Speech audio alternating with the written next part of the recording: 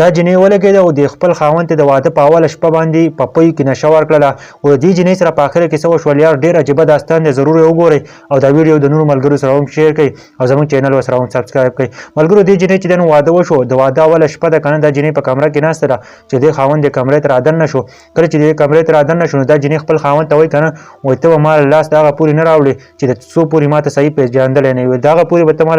لاس نه راوړې چې د څو پورې ما ته صحیح پېژندلی نه وي نو دې لږ ورته ویل چې ټیک ده او دا ښځه ولګېده که نه پۍ وله راوړل خو په دې پیو کې ورته د جینۍ چې دی نو نشه اچېدله د خپل خاوند ته او د خپل خاوند له چې دی نو دا پۍ ورکړله نو خاوند چې دی نو هغه وڅکل که نه هغه خو دا یقین نه و چې دې ته ما ته پکې نشه اچېدله نو هغه چې دا پۍ وڅکل نو دا جینۍ چې دی نو دا ورسره په خبرو شوه په مینې محبت خبرې کولې نو په اخر کې ورته جینۍ وویل که نه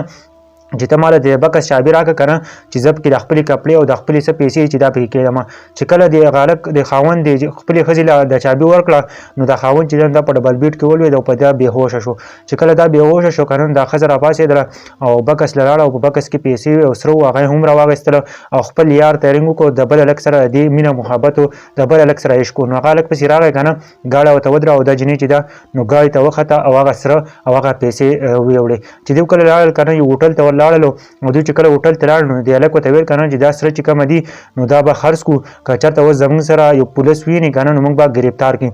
نو دا دوی ولګېدل که نه او سیده دا چې دي نو دا سره خرڅ کړلو او پیسې چې دي نو هغه یې راوړلې چې کله دوی هوټل ته رالل که نه نو دې هلک ورته ویل که نه چې ته هېڅ چل وکړه چې دا پیسې زما اکاونټ ټرانسفر کړه دا به زما په اکاونټ کې خو دا جینۍ چې ده په دغه ټیم کې پوه شوه د جینۍ ورته مکمل انکار وکړو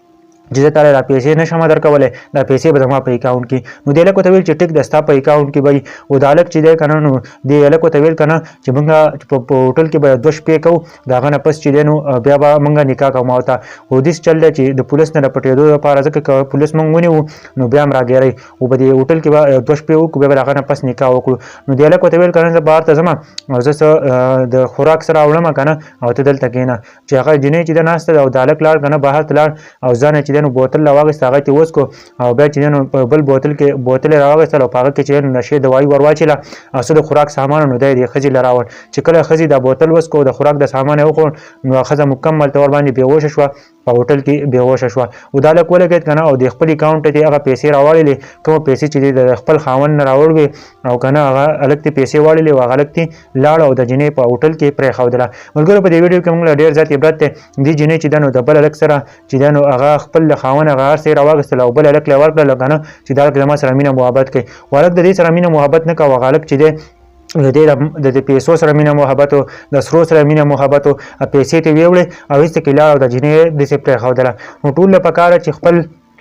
خاوند قدر کوئ او داسې چرته هم مه کوئ په بل انسان باندې اعتبار مه کوئ بیا سره داسې کېږي ملګرو نو دا ویډیو ټولو ملګرو سره ضرور شیر کړئ